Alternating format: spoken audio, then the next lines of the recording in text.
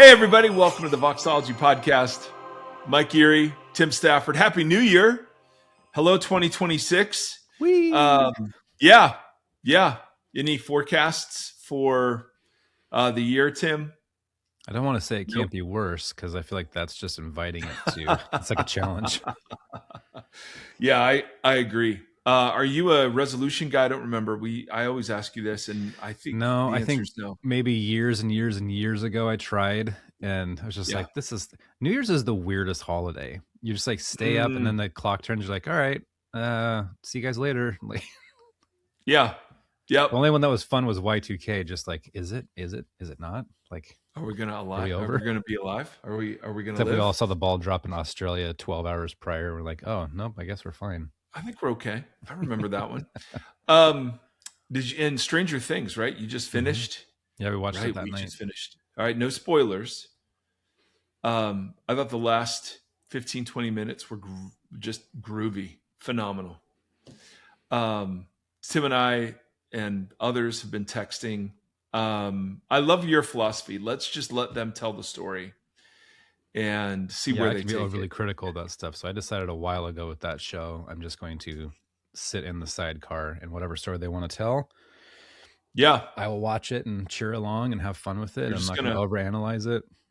You're just going to run up that hill with them. That's right. At the end of the day, and I am, if for the tens of you that go on our YouTube channel, I'm looking a little Vecna-ish. This is the time of year. It's the time of year when Big Mike decides, okay, it's time for chemo cream on his face. And so it's this gnarly stuff that just like, it doesn't affect healthy skin cells, but man, it goes after like anything that's precancerous. And my face, this is only day 3 and my face is looking aglow. Does that burn? Oh, it burns. It itches. I have to put Vaseline around my eyes so it doesn't get into your eyes. But yeah, it's my normally not very handsome face is even less handsome today. So you may just want to listen to this version. Let's be honest. This was always better as an audio format. Yeah, no, clearly. Hey, everybody. I just want to say thank you for all of those, and I'm sorry I say this so much, but all of those who joined our Patreon community and gave on Tithely and just the whole end of the year thing.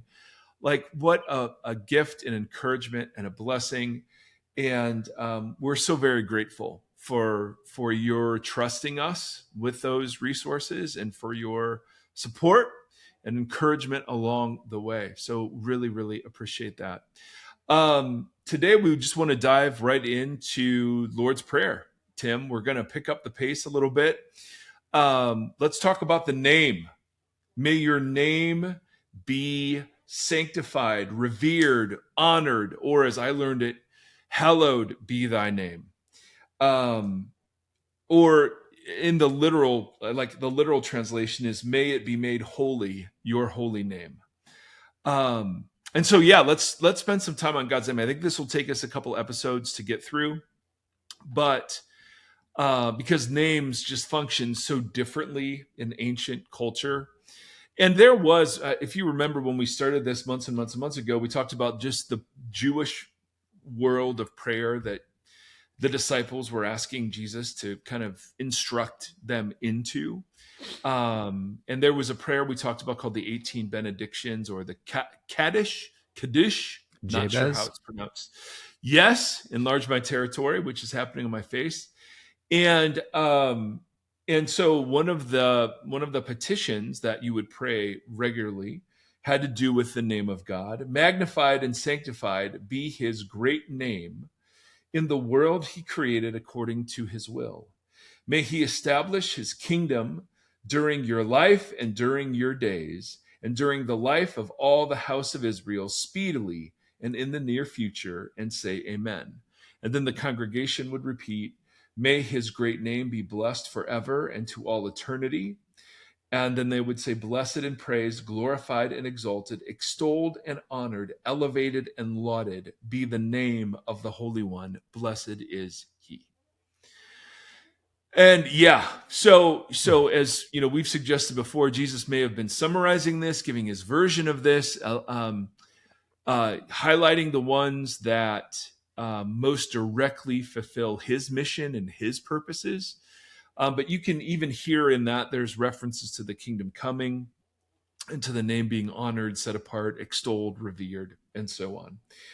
And the name of God obviously is a massively important thing in the Old Testament, right? We meet God in Genesis chapter 1 as Elohim, which is a generic title for God. It's like our English word God. It can refer to almost any sort of spiritual being without much of a specific referent beyond that.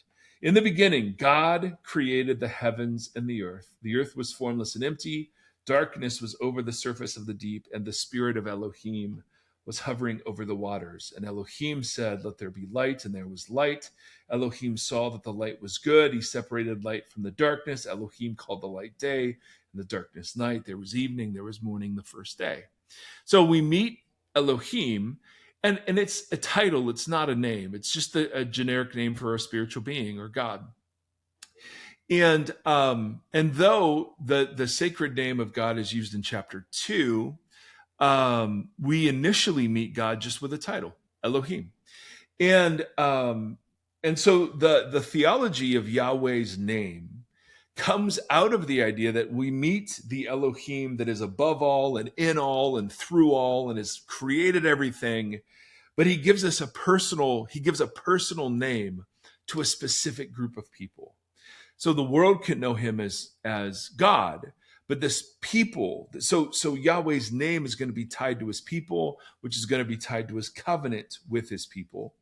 And the specific episode we want to talk about is in Exodus chapter 3. Now, names function a lot differently in ancient culture. Your name was not just a signifier. It's not just what they called you. It's not a tag, right? It's different from a title. A title, of course, man, I have many titles: pastor, husband, podcaster, fellow American citizen, whatever. Names, not surprisingly, function as a further intimate sort of reference to a relationship that goes beyond the title. My wife, it would be weird if my wife called me fellow taxpayer. So she calls me by my name. And then the more intimate we are, you have pet names and nicknames. And so names, in that way, they function similarly. But in by and large, in America, we name things just because they sound cool, not because of what they mean. In the ancient world, you named things and tied them to events or to destiny or to circumstances or to calling. Like, names stood for the character or the essence of the person. So to invoke someone's name was to invoke the person and the whole character of the person. So like Mike, even though the word Michael means one who is like God, I don't think, first of all, I haven't lived up to that even remotely. But secondly, it's not like my parents prayed and said, "Oh, we think this young little baby is going to have a Mike kind of life." Right? There's an inherent Mike-ness to this guy, so we're going to name him Mike. It was just a tag. It was just a signifier, and it didn't carry a lot of meaning beyond that. In the ancient world, though, names carried character or essence, or you couldn't separate the name of someone from the reality of someone. That's why in the Bible, a good name is more precious than, silver or gold. What that means is it's not just that people know your name, but it's your name is revered because your character is worthy of reverence. It's that sort of idea. And we see in like non-important matters, God is naming things all the time based upon what's happening. So Isaac is named She Laughs because Sarah laughed at the promise that Isaac would show up. Moses is named to draw out because he came from the river. Jesus, of course, you shall save him from our sins. So his name is Yahshua, Yahweh saves. And so, and there are times God will change a name or whatever. So names have an entirely different function in the ancient world. I think that's pretty obvious. So we meet Moses, who is tending sheep, and the The God of Israel appears in a burning bush, and the bush is burning, but it's not burning up. So Moses approaches it. The God of this bush says, "Take off your feet. This is holy ground." And then he invites Moses to be a deliverer for the people, as we all know. Exodus 3:13, Moses hears this invitation and has some thoughts, some pushback, some questions. "Suppose I go to the Israelites and say to them, 'The God of your fathers has sent me to you.' And they ask me, 'What is his name?' Then what shall I tell them?" There are all sorts of guesses as to what Moses is asking here. Is Moses asking for proof that it is the God of their forefathers, that the Israelites knew the name early, and so they're asking for validity of Moses' credentials? Is it because Moses grew up in Pharaoh's court, and the Egyptian deities all had names for rivers and weather patterns and different aspects of love or war or life or whatever, and all of these gods operated according to their names, and so the name of a god would tell you something about that God? We're not quite sure what it is that Moses was asking, or why at least he was asking it, but he asks a very relevant question to an ancient Near Eastern audience. What is your name? It's not just the God of our fathers. Moses said, and then or God said to Moses, and then this is the coolest, one of the coolest things in the entire Bible. "I am who I am." Or you could translate it, "I will be who I will be." Or "I am becoming who I am becoming." It is 4 Hebrew consonants called the Tetragrammaton, which is the freaking coolest. If that name it wasn't close to blasphemy, I'd want that for my band name. Oh yeah, the Tetragrammaton. Or like a Absolutely. Yes, it sounds like a transformer too. And the 4 Hebrew consonants get pronounced Yahweh, but we don't really know how they were initially pronounced. Out of reverence for the name, they at one point in Jewish history, they stopped pronouncing it. Yeah.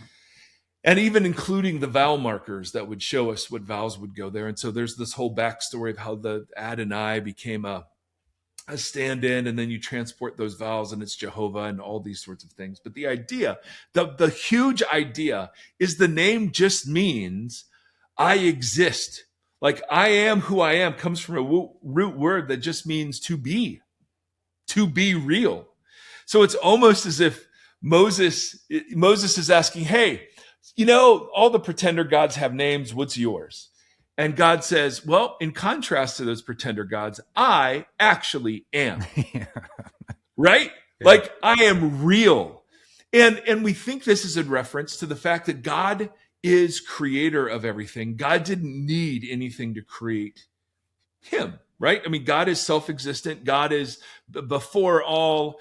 And so I actually am. It's this, like, God just causes everything. He's before everything. He is the source of everything. It's that kind of humongous idea. And one scholar comments on how this name is really kind of a non-name. It's like God saying, quote, "My name is the unnameable one." Yeah. It both gives and does not give a name. That's what I was just thinking. Right? It is a bush that both burns and does not burn at the same time. In other words, it is a warning to Moses and us that we can never fully, adequately, or completely name the Holy One. God is fundamentally unnameable, and yet we always must try. The unnameable name must be named. The unburnable bush must be burned. The sacred ground must be walked on, but unsandaled. And I thought, ooh, that's so good. I just love. So when God speaks of God's self, I am who I am. Now, the clearest example, and there are many of Jesus using the divine name, comes in the book of John, where he makes several I am statements. But the most, if you were Jewish, the most blasphemous one is when he says, "Before Abraham was, I am." Mm. And they pick up rocks to put him to death because he claimed to be the covenant God of Israel. I mean, it's like, well, holy moly. So whenever you see Jesus using that kind of language to the Jewish audience, like, he's making divine claims for himself. And so when God refers to God's self, I am that I am. Now, later, God fills that name out a little bit with attributes. So he will say at the end of Exodus, and let me find it in my notes. Sorry. Yeah, in Exodus 34, Moses, God passes before Moses and gives like another, like a longer version. Yahweh, Yahweh, a God compassionate and gracious, slow to anger, abounding in unchanging love and faithfulness, who guards unchanging love for thousands, who forgives iniquity, rebellion, and sin, yet who does not leave the guilty unpunished. So God's name is given in the context. So those words, compassionate, gracious, slow to anger, love, faithfulness, those are all covenant words. So God's name is intrinsically bound with his covenant. So to the world, he's Elohim. To Israel, he is Yahweh. Now, Yahweh, when God speaks of himself, I am. But then he gives a slightly different version of the name to Moses for Israel to call him. God also said to Moses, verse 15 of Exodus 3, say to the Israelites, the Lord, capital Lord. And it's transliterated differently. Sometimes it's capital L, like lowercase capitals, if you can, like small capital letters. But when you read this in the Old Testament, the Lord, it's the divine name, but it's a slightly different version of it. The Lord, the God of your fathers, the God of Abraham, Isaac, Jacob, has sent me to you. This is my name forever, the name you shall call me from generation to generation. Now, the Lord is the third person form of that verb to be or to be becoming. And so if God's name is I am, and that's what God calls himself, we are to call God he is. In third person, right? So he exists. He is real. He is the one who is here and is becoming, that kind of thing. Make sense? Mm-hmm. So anytime you see Lord in the Old Testament, that is the divine name. It's over 6,800 times it's used. And God very specifically says, this is my name forever, the name you, Moses and Israel, shall call me from generation to generation. And again, we're not sure how exactly it's pronounced. Our best guess is Yahweh, which when you say it in Hebrew sounds a lot like breathing, especially if you say it slowly. Like I remember Rob Bell made a huge deal of this back in the early zeros. And that was from early Jewish mysticism too, about this idea that Yahweh is the sound you make when you're breathing. I mean, all that is to say, it's got some fun implications to it. It absolutely does. It absolutely does, right? The source of life, right? Yeah. The animating ruach, our breath or spirit or wind of God. I mean, it has tons of implications. If only there were a video series that we could do called Puma. Maybe we should do that. Anyway, so we meet God as God in Genesis 1 as Elohim. And then in this interaction with Moses, right? What is your name? I am who I am. You shall call me he is. He is real. He exists. And then we read about God's wanting Israel to know his name and Moses to know his name and Egypt to know his name. So God starts acting and doing things, and he'll keep saying, I want you to know that I am Yahweh. Now, again, there are those who will see sort of that bit of commentary as, egoistic or egotistic. Can you say it either way? Or narcissistic or whatever. It's for God's glory. I just want my reputation upheld because I'm petty and I'm jealous. Totally. And God does say he's jealous for his name. But I don't know of a better English word that describes the kind of zeal that, like, let's say, and I've used this dumb example before, but let's say my son Seth, who I adore and have an incredible relationship with. Let's say he starts calling somebody else, one of his aides, he starts calling him dad. And suppose one of the aides at school is manipulating Seth. He's giving him treats, and he's like, no, I'm your dad. I'm your dad. I'm your dad.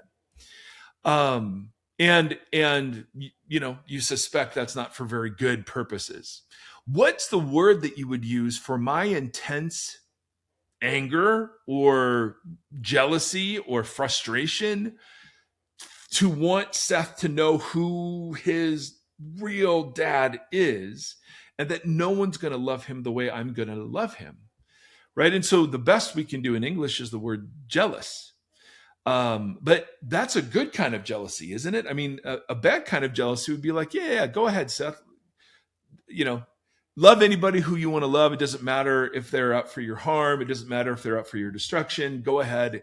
I just want you to feel good or whatever. It's like, no, that wouldn't be the kind of love that God has just declared himself to have for his people. And so I read like God's jealousy for his name that way. No one is going to love his people better. No one's going to know his people better. No one's going to be more faithful to his people. And ultimately, all the idols bring destruction. And so for all of those reasons, I don't have a better word. Maybe zeal for his name. Maybe that word captures It's it hard. better. It feels like it's similar to the REIGN, REIGN conversation, where our understanding, our human understanding, or the way in which these emotions play out, because of that, we attribute it that way to God. Does that make sense? So Yeah. even with jealousy, Yep. like there's still a little bit of a difference between how this spiritual entity Of makes course. space, and then but still desires for us Right. to whatever, versus how we articulate when something is taken from us or Yeah. whatever. Yep. I don't know. It's like Yeah. our positions are For still sure. different enough that it's hard to. I only say that because yes, I heard that a lot growing up, and I still hear the narcissistic Yeah. application to the way that these words are translated about God. Like God, like just requires your your praise and Mhm. your everything else. And it's like, what is he, like two? Like you Yeah. just need constant praise and edification, all this stuff. Like that sounds like a Yeah. really whiny God. So then you have to really understand, well, what does that mean? What is he asking for? Yes. And how is he asking for it? Not in the way, I mean, this gets into the worship conversations and stuff we've had about other things, but it's Yeah. just more, I don't know what the word is, three-dimensional than we understand it. Or You're loving the three dimensions, bro. I love it. well, because even when you're Yes. talking earlier, I'm thinking like when you talked about that verse saying that God will like bring justice to the wicked or whatever. I was like, what does that actually mean? Yeah. And but then if I am is this huge holistic thing that incorporates a lot of us, then the ramifications of wickedness or whatever are intrinsic to God, but not in the punitive way that we. Nope. Does that make That's sense? So it's exactly like right. it is Yes. three-dimensional. It's very big, and it Yeah. incorporates all these things, but our brains automatically make it a judicial kind of thing, Totally. and so it's like And we got to go a little bit bigger than that. yes, because God's anger is never named as an essential attribute of his character. That's It's huge. always when his character runs into the vandalism or violation of shalom that you. So love is an essential attribute. Compassion, kindness, faithfulness, right? All of those are essential attributes. Anger is not. Anger is the best word that we have for when um, you see a stain that is spreading and is endangering somebody that you love. I mean, it's like what else? What other words do you have? And that's where our language just falls so short, because I can't Yes, use the word anger or hear the word wrath, and I just do it automatically. I totally. import all of All of it. my Yeah. yes, exactly. Well, it's funny So, that that internal family system therapy, when you're dealing with your internal parts, the parts work that therapy has, there's these yeah. words of how you're supposed to approach these aspects of yourself, and it's all Mm, these C's. It's like calm, compassion, curious, all these great things. It's so similar to that in the way mm, in which you um, are trying to help these parts within your system are very similar to what you just said. Like anger is not, you're not showing judgment or anger to these parts, no matter how the part is Right. expressing the trauma that it's experienced.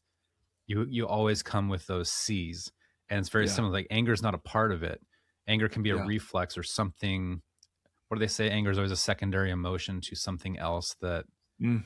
is, I don't know. So I love all these little ties like that. Like even when we're being healthiest to ourselves, it fought like no God in the equation. When I'm being healthiest to me, it falls in line with how God is healthiest to us. Does that make sense? There's parallels to how we are healthy with ourselves to how God. It's just like there's a way to do things. There's a clear path that is, this is how you exist in health. This is how you exist in rebuilding your humanity, is the same way in which God is trying to rebuild the humanity in people. And sometimes Mm. if I try to treat myself in a way that is different than the way that God, you're describing God here, I know I'm on a tangent, but No, do there's it. these parallels there to what is good and what is not good, even with how Mm-hmm. I deal with myself. Mm-hmm. There's Mm-hmm. parallels to how God intentionally interacts with humanity. And I think that's interesting. It is interesting. Absolutely. I mean, that's why Paul can Everybody's driving their say, car now like, Tim, shut up. no, no, not one person is saying that except Mike Erie. No, I'm not saying that at all. In fact, I had a good friend say, hey, I like that Tim's talking more. And I think there's a whole bunch of nodding happening in cars all around the world right now, among tens of people. So, no, I think you're absolutely right. I mean, that's why we love as God loved us. I mean, that's the natural implication is how does God love? And so we love. When I was talking to a friend And that's in AA last night too, and it's the same thing. The way in which those steps are built totally. build humility, community, That's right. health. Like it's an investment in the humanity of each person in that room. It's really beautiful. But it Yes. is not Yes. anger. It's not judgmental. It's like you come as you are, Yeah. and then we invest in one another in these healthy ways. Well, that's where Jesus's mode of operation towards people was so interesting to me. So to the Yeah, self-righteous, totally. Jesus seems judgmental. You snakes, you children of vipers, you whitewashed tombs. But see, I see that not as like judgmentalness as much as I see it as prophetic. Like he's operating the way the Old Testament prophets. So Jesus, before he was anything else besides human, he stood in the prophet role. Mm-hmm. He was the prophet that was, greater than Moses that was to come. And so I see it that way. But when Jesus encountered people who were broken, who were humble, who were contrite, who were, I mean, man, grace upon grace upon grace.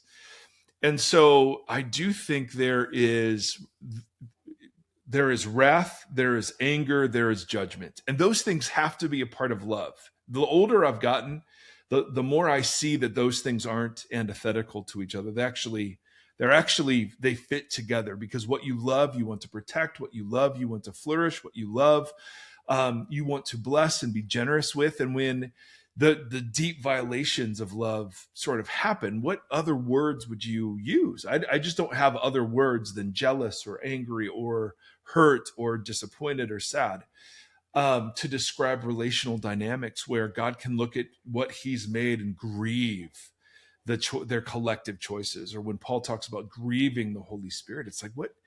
I mean, again, it's not a perfect analogy, even remotely, but of all the ways to frame it, you get parent, child, husband, wife, just get all of these really beautiful relationally connected things. And I think that's what you're drawing attention to, is that at the central core of God is covenant love. He keeps and abides in his covenant beyond any reasonable expectation. And the anger or wrath that gets talked about isn't an essential character of who God is. Actually, I mean, if you want to get theological about it, it's an outworking of his love, right? Mm. Because if there is a place where love so passionately cares for another in the best and healthiest sense, then that love will be protective, and that love will fight for exclusivity, and that love will, insist on letting the beloved know about the lover, and and revealing yourself to the lover or beloved or whatever. And I think that's what we're getting at. Like in Exodus, God starts acting regarding his name. And I think what's being done there is God just wants people to know that he's real and he's different from the gods of Egypt. And so God said to Moses, I am Yahweh.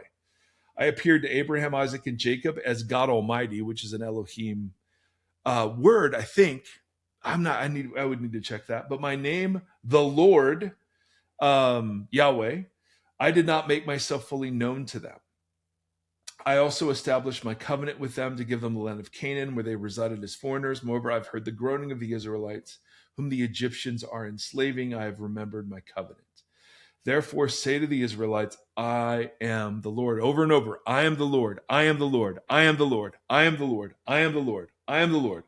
I will bring you out of from under the yoke of the Egyptians. I will free you. I will take you as my own people. I will be your God. So knowing God's name, that's the heart of the covenant is that I will take you as my people, and I will be your God. That phrase is the heart of Hesed, or like covenant faithfulness. And so knowing my name is synonymous with understanding that God is that sort of covenant keeping God. Does that make sense? Yeah. Because again, the name stands for the character, and the stands for the essence. So knowing my name has nothing to do with being narcissistic. Knowing my name means knowing that you're the kind of God who is trustworthy, who is real, and who is trustworthy. And therefore is the only one worthy of your allegiance, is the follow-up on that. Make sense? Yeah. It I does. hear- I'm I thinking hear- about the whole, like, I didn't reveal my full covenant to them. Yes. Because I was thinking about a similar thing with that, with the whole, like, Jesus performing a miracle and be like, don't tell anybody about this. Yeah. And those are such interesting things, because in my brain, or in the human brain, God revealing the full covenant right out of the gate, it's like, well, this probably would have saved a lot of lives, or a lot of carnage, or something. I don't know. And then if Jesus wants everyone to know who he is and like be in awe of that, well, then all those tricks and magic tricks and stuff would have been really helpful for. Yeah. So is the goal then not, because I was thinking about in light of somebody using evangelical language of like, go out and we have to save people, and they have to know Jesus' name and all this stuff, and we make it so like really shallowly contractual, and it seems like God and Jesus are doing something very different that enables people to be more active in this story, A, for how they live into what their full humanity should be, and then B, how we do that with other people. And so it's like God had some weird trajectory that only God, I think, fully probably understands. And there's people that understand it way better than I do, but there's some trajectory to how he's doing what he's doing that is pulling people into that covenant ideology so that they can be inhabited by it, or they can inhabit it. And it does something different when it brings us all in, versus like just God just doing all the work and being like, look, just look at who I am, give me some good songs, and I'm just going to knock it out of the park for you. But instead it's like, I didn't reveal the whole thing. Like, we're doing this in this motion, and I don't know. It's just, it opens really interesting little avenues in my brain. And then I feel like Jesus does somewhat similar things of trying to build a system that we can understand and take ownership in. I don't know, but there's something there that I think is interesting. Like when you just said that, that just popped, like that stuck in my side. Well, I hear that, and I can't help but think of the suboptimal conditions. Exactly. It's like what was going on in my head as you were talking is like, okay, so one of my kids says, I say to one of my kids, hey, let's be sexually monogamous and faithful. And until you're ready to have children, why don't you hold off? And then my kid says, nope, I'm going to have sex. And I say, okay, that's not my ideal. Well, I'm now in suboptimal conditions, so make sure you use protection. Well, I'm not going to use protection. Okay. And so comes back and says, yep, pregnant. I think you should keep the child. I don't think, I think that preserving life in this instance is like the optimal ideal situation. Um, and every step I'm revealing more, but only because like I'm dealing with new suboptimal conditions. And so there's this really cool, and I'm not going to get it right, but Paul Sailhammer wrote a book called Pentateuch as Narrative that blew my mind, because even in the giving of the covenant, initially God wanted all of Israel to come up to the top of the mountain, and they refused. And so God then suboptimal conditions, then he gives them, then he just allows or encourages Moses to come up. And he just gives them the 10 commandments first. And then and a bit of law. And then the golden calf happens. And now there's a whole new set of regulation that comes out of that to prevent that sort of thing from happening again. And so the point, I'm not doing it justice, the point that Sailhammer's making is even the giving of the covenant came in stages because the people demonstrated that the parts that they had, they couldn't keep themselves. You know what I mean? Yeah, so totally. It was like, so the progressive sort of revelation of God in one sense is, if you buy that, which I do, it's explainable a little bit because God keeps having to like get more and more granular with, hey, okay, so I'm going to dwell among you, and but I need you to understand that I'm holy and distinct, and so we're going to have these cultic sort of rituals, but those can be corrupted by the practices of your neighbors. We're going to give Torah around those things. I mean, just over and over and over. And the classic example of this is the divorce, the polygamy, legislations that you get in Genesis, of covenant love and fidelity between husband and wife. And then in Exodus, you've got, well, if you're going to marry more than one, take care of the first one. And then in Deuteronomy, you've got, well, okay, here's a certificate of divorce. And then Jesus shows up and says, all of that was because your hearts were hard. And so God's original intention was, you know what I mean? So totally, it's really interesting. The same thing in the classroom. Like I walk in and I want every brain and mind to be hungry for critical thought and to engage and to grow and to wrestle with hard things. And out of the gate, that's not the case. And so I have to goad it a little bit. And then you throw in ChatGPT or weird school requirements or whatever. And there's always accommodation to these hoops that disrupt my original desire and goal for the students in the classroom. And so I have to keep changing. That you're just adding little like hurdles or different things you have to go through to still try to get to that original thing of critical thought. Now I have to wrestle with AI. Now I have to wrestle with all these different things that come in and subvert my initial goal for these students to grow, which I know is in their best interest. But there's all these things that pop up that make it easier to not do it or whatever. Yeah, I think that's really fascinating. And John, it's interesting, John Walton, along those lines, argues, and several other Old Testament scholars, that law is only suggestive, meaning that it was given, and we should do a whole podcast on this because it changes how you read the Torah. That the law was given to excite the imaginations of the Israelites. It was not given to cover every possible circumstance. And so enough circumstances were kind of elucidated so that you would have an idea of the kinds of judgments a wise Yahweh-fearing king would make. But the specific applications of those were left to the literal judges that Moses has to appoint, right? And so it's just an interesting, like, God is much better and more beautiful than we can think and dream. And I'm just utterly convinced of that. And we have so forfeit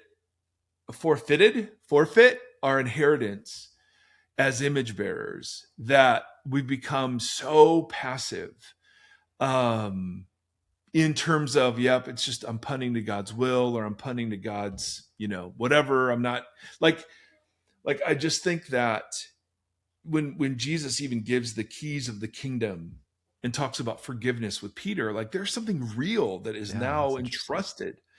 So you have all of these dynamics going on with Yahweh and his people. And for me, that is one of the biggest reasons why I trust it. It's not only that the heroes are presented non-heroically, and it's not only that I think that historically the uniqueness of Jesus and the proclamation of the empty tomb is super interesting, but it's that the Bible comes to us in such a compelling yet weird yet like I don't know, twist and turny kind of way. That's this human divine dance that we've talked about so much. Yeah. I just find it it just keeps getting bigger the longer I sit in it. You know what I mean? And more invitational, like that idea that the law is suggestive is asking you to like critically think or like pay attention to it. Like it's inviting you into it instead of just telling you what to do, which we want. It's inviting you into that dance. And the scripture, all of the I don't know, people can go back to the Bible series that we did that dealt with terms like inerrancy and errancy and what those actually mean, and what do they mean in this larger context of all this stuff. Like what is really inerrant between this dance? Like it changes the way you approach that term or that word, but the fact that it is mysterious and like all these things is so invitational to you doing what we're doing. Yeah. Which is beautiful. Which is in community trying to work out what fidelity to Christ looks like. And it's going to be different based on different communities, you know? And that's where the N.T. Wright improvisation idea comes in so beautifully, and that's where, I mean, if we really want to get into hot water, inerrancy, the way that most evangelical Christians use it and understand it, is actually the lowest view of the Bible. Oh, I bet, 100%. Because I just get to punt to, well, it's perfect. I don't have to work to understand it. I don't have to work to do literary analysis. I don't have to work to do cultural or historical, grammar and literary conventions and whatever else. Absolutely. So let's wrap that little section up in a bow. Good stuff, though. And so it's not surprising, because to honor God's name is to honor God. And to honor God is to honor his name. Again, it's not a tag. It stands for his character, his unique revelation to Israel. So it's not shocking that there's a command to not to misuse his name, or not to take his name in vain, is the way I always heard it growing up. Exodus 20, verse 7. You shall not misuse the name of the Lord your God, for the Lord will not hold anyone guiltless who misuses his name. Now, this isn't voodoo. And this is where the human heart can go back to what Jesus was critiquing about, the Pharisees praying performatively, or the pagans thinking if they use the right names and titles and many words. So it's very easy to take this as, okay, so we don't use Jesus Christ as a swear word. Mm-hmm. We don't use God damn it as a swear word. Mm-hmm. We don't use hell or damn or any of those sort of religious words around the name. Like, we don't use those as swear words. And I think that's probably a decent idea, but not for that reason. I think there are other reasons. Here, and we've talked about this before, we did a little like evangelism series back in the day. I don't remember what the heck we called it, but whatever we call it, it's not called that anymore. Bro, that is so true. But in this one sentence, you shall not misuse the name of the Lord your God. So the word misuse is two words in Hebrew. It's the first word means to carry or take. And then the second word means nothingness or emptiness or futility. And so the idea is, you shall not carry the name in an empty way. You shall not take the name in an empty way. You shall not attach it to an empty thing. Like it's this very, as we talked about before, it's this very, very robust usage of the name because that God's name is attached to his character and his character is attached to his people. Because his name is in reference to his people. You see how this works, right? Absolutely. His name stands for his character. His character is attached to his people. And so now, of course, it makes sense you would have a command to not misuse the name, but that had very little to do with pronouncing it, although it gets used in vows that Jesus critiques. Not the divine name, but substitutions for the divine name. So it can get manipulated that way, but it can get manipulated in attaching it to anything that's futile. It's attaching it to anything that's empty, anything that disappoints or doesn't live up to the character of the one who's being named. Christian nationalism. Hypothetically, we made it 40 minutes without even mentioning. Sorry. I'm proud of us. So when God brings his people to Mount Sinai, and he says to them, I will be your God, you will be my people. And the divine name is repeated over and over and over to explain his actions against Egypt, but also his actions for Israel. It's not at all surprising. You would, because God's name now is floating around and being attached to things, it's not surprising there would be a prohibition against attaching the name to empty things or to things that contradict the character of the one being named. Now, as we've talked about, you have variants of the name in order to protect and to honor this command. So at some point they stop saying it, but other times they'll use synonyms like Hashem, the name. It'll just literally, the name is what one of the names, one of the things you would call God, or Elohim or Adonai. And so like back to the Yahweh bit, we don't quite know how it's pronounced, but I don't know it should be as cavalierly used, or same with Yahshua, Yahweh saves. I don't know that it should be as cavalierly used either, because of what names meant it back in the day. And so you have all of these examples where God's name gets attached to things, and that's not just because they're part of God's group, but literally the group life, the communal life, is to embody the character of the name, because the name stands for the reality of the person, and the reality of the person is the character of the person. And so to have God's name attached to you meant that you were to live in ways that were totally aligned with the divine name. And so, like the blessing of Aaron in Numbers 6, when it's spoken over the people, it says, so they shall invoke my name and put it in the children of Israel. And so, like, the name is given not just of God, but it's attached to Israel. And so I don't know if we have time to get into the opposite of hallowing thy name. The opposite biblically is profaning thy name, which is what Israel does when they don't live out the character of Yahweh, the compassionate, forgiving, loyal character of Yahweh. So let's just end with this. So God's name gets attached to things. God gave his name, he puts his name in his people when we bless, may the Lord bless you and keep you. And then he talks about the place where I will put my name. Jerusalem. In the city which I have chosen, and the temple of which I said, my name shall be there. 2 Kings. Now, when he says my name shall be there, what's he mean, Tim? Who's going to be there? It's people. Yes, and Mike him. Erie.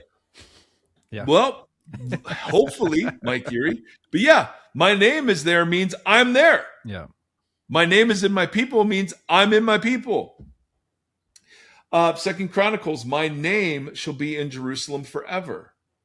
Yahweh has chosen Zion. David shall build a house for my name. Or in 2 Chronicles 7, my people who are called by my name. So the name can dwell over a place, and the name can dwell over a people, like even a spiritual being. Exodus 23, I'm sending an angel ahead of you to guard you along the way and bring you to the place I've prepared. Pay attention to him. Listen to what he says. Do not rebel against him. He will not forgive your rebellion since my name is in him. So what's that mean? He's acting as a representative, an ambassador. And to honor the name means to live into the character of the name, and to not honor the name is to not live into the character of the name. And then we'll end with this idea: the God's name is also attached to ways of living. So God's name can be attached to a place, can be attached to a group of people or an angelic being. But Micah has this really cool image. All the nations may walk in the name of their gods. Now, the word walk here, as you know, means to live and to act.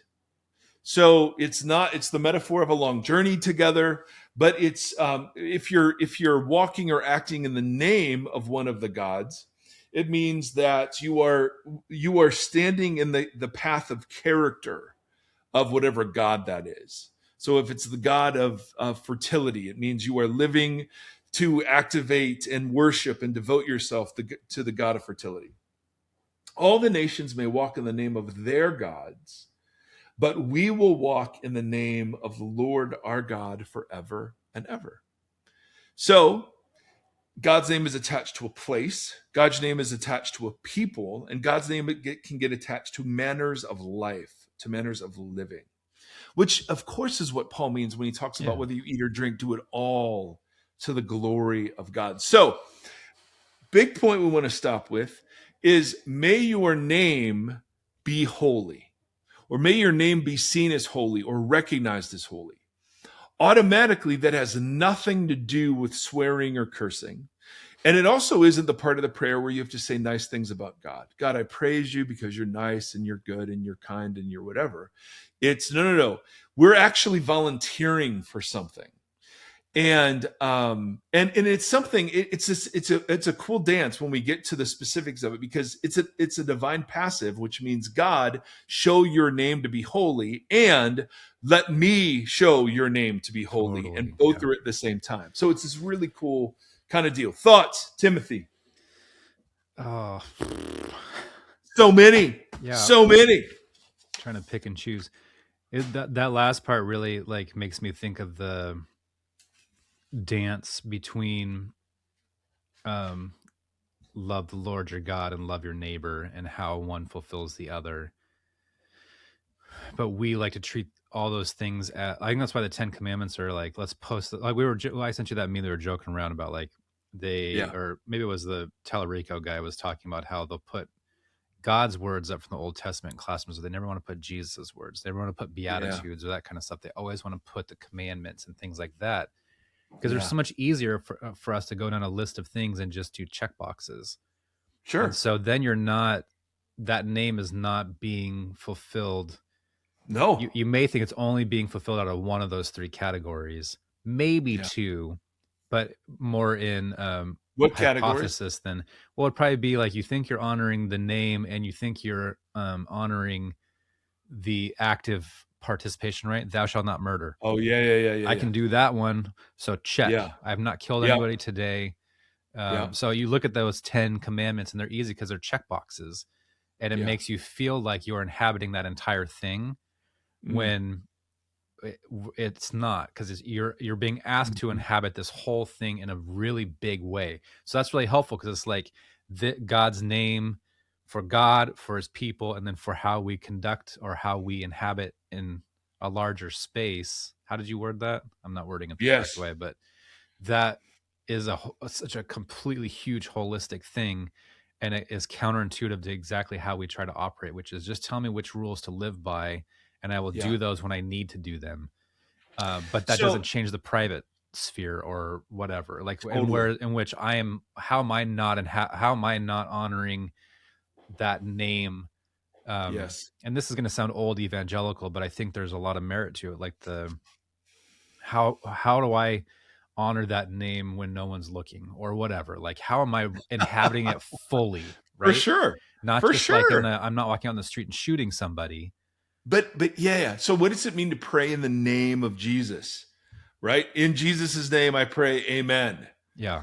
Well, you can use a whole bunch of words that have nothing to do with Jesus, and that is not in the name of Jesus, right? You can't slap on a little phrase. Yeah. Totally. But there's a deeper thing here, Tim, and this, man, you're tapping into something that is so worth exploring. It's the idea that the commands only came after the character of God was shown and revealed. Now, Big. this is massive. Yeah. Because think about how it works in parenting. There's a woman named Meredith Miller who wrote a book called Woven about children's curriculum. And her argument is, why would we ask children, to obey a God they don't know or trust? Love that. And it's so ass backwards. And so so I want to apply that logic to putting the 10 Commandments in schools. Okay. The 10 Commandments were given to a people who knew their God as a name, who'd seen his miraculous acts of power, and who'd experienced his grace, his covenant loyalty. Then the commands were given. And even then, it wasn't to save them. It was just to suggest, here are ways of life that are congruent with the God who is in your midst. The God is in your midst, values human life. The God that's in your midst wants to give you all you need so you don't have to covet another. The God who is in your midst will hold people accountable for the manipulation that will be done in his name. It totally makes sense. But all of that came after the rescue and the redemption and God's mighty acts in history. So when he's announcing, I am Yahweh, I am Yahweh, I am Yahweh, he's saying, this is what I'm like. I'm the God of the Exodus. I'm the God who delivers. I'm the God who sacrifices a Passover lamb so that you go free. I'm that God. Now I will take you as my people and I will be your God. And here's what that looks like. To just throw the 10 Commandments, first we're violating how they were used and what they were used for. And they were for Israel and all the things. So there's a massive exegetical issues with that. Asking people to live into a covenant that's not even for them or that they didn't agree to. What in the world? Mm-hmm. But there's a deeper reason why. It's they don't know or trust God. So, and so it's easier, to your point, it's easier to live in threat than it is to live in grace. Yeah. So threat communicates. That's how we parent. That's how we do church. That's how we do military. That's how we do school, sports. We threaten, right? Here are the consequences. To live into the God who gives you everything ahead of time and then invites you to live into that new reality, right? We don't have capacity to understand or trust that. And so to demand people obey a God they don't know or trust, that's something God himself didn't do. Yeah. So to me, Tim, you are chipping away at massively important things. Even the Lord's Prayer, the assumptions made here, our Father in heaven, we saw how much went into just that phrase, our Father in the heavens. Yeah. So all that is to say, when I have just a fundamental objection, and one of the reasons why I hate Christian nationalism, one of the reasons why I hate a lot of evangelicalism, is that we expect people who are not Christian to live as Christians, who do not know Christ, love Christ, trust Christ, to live as Jesus followers, when we don't even expect Jesus followers to live as Jesus followers. And I'm just off that train, baby. I just think one of the most harmful things we can do is just announce in culture war Bible verses to people who've not accepted the Bible or the God who sits behind it, and think that somehow that's what sharing and loving our neighbor turns out to be. Well, I just think it's that's why I was ridiculous. wrestling with Jesus performing the miracle thing, because it feels like when we're doing that, we're doing the opposite of what he was asking for in that moment. Well, they were misreading. So what Jesus is doing there, he's clarifying. Yeah. Right? Because they wanted to make him a king by force. And so Jesus couldn't, the kind of Messiah that was expected, Jesus couldn't do miraculous signs and not feed that expectation. Yeah. Right? For us, I think we have a completely different problem where people think they know what Christianity is and they hate it. So our words fall on deaf ears. Absolutely, because our words are being used by people who hate and kill and murder and steal and rob and destroy and all the other things. And so here, it's like our actions actually have to speak before our words do anything. Well, that's what I'm saying. There's something to this, we're doing that same thing, but in a different way of just making proclamations with no substance. And so then Yes. what it does is it turns people off, or because they see the substance that we actually have behind And the it words. dishonors the name. Exactly. That's what taking the Lord's Yeah. name in vain is. So I Yes. look at that thread, and then you look at that thread now, which is why I think this particular series is really fruitful and helpful, is Jesus spending so much time tying in what God's intention was behind some of these words to this New Testament community, or to right, like, because we Yeah. still have these camps that are positioned with, I can't go near the Old Testament because it's all those words that you said: vengeance, anger, wrath, whatever. And Jesus Yeah. is just all love and compassion and acceptance. And we're Right. seeing Jesus in, for at least for me, restructuring. No. This is what all of this meant. Like, just the suggestive thing about the law or whatever, that's really, real. Like, I'm going to be chewing on that all week. Yeah. Because it's like he's just unpacking, or sorry to say it again, he's making what we made 1 or 2 dimensional 3-dimensional. Like, it's just There it is. so much bigger. And There it Jesus is doing is. the same thing, but he's doing it in this simple language that is compacted with extra context. For sure. It's just For sure. so much bigger and invitational, but it goes invitational all the way back to Genesis, not just to like. For sure. That's what it is to be an image bearer. Yeah, I love it. You are invited. Okay. So good, Timothy. 101, Christian nationalism mentioned just twice. We did it. Well done. Hey, family. Hey. We love you guys. Thank you. Thank you. Thank you for the privilege of doing this. Do you still close every episode that way? Yep. Perfect. I was just quoting you.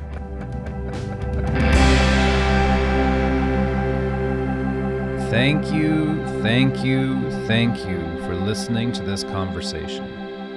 The Voxology podcast is a 501c3 nonprofit organization that is made possible by listeners just like you. If you'd like to partner with us, you can do so at patreon.com/Voxology podcast, or on Tithely, tithe.ly, and just search Voxology podcast. Links for both are in the show notes and on our website. You can interact with the hosts on Facebook /Voxology Podcast, or on Instagram at Voxology Podcast, and on Twitter or X, whatever it is, at Mike Erie. Thank you for walking this long road with us.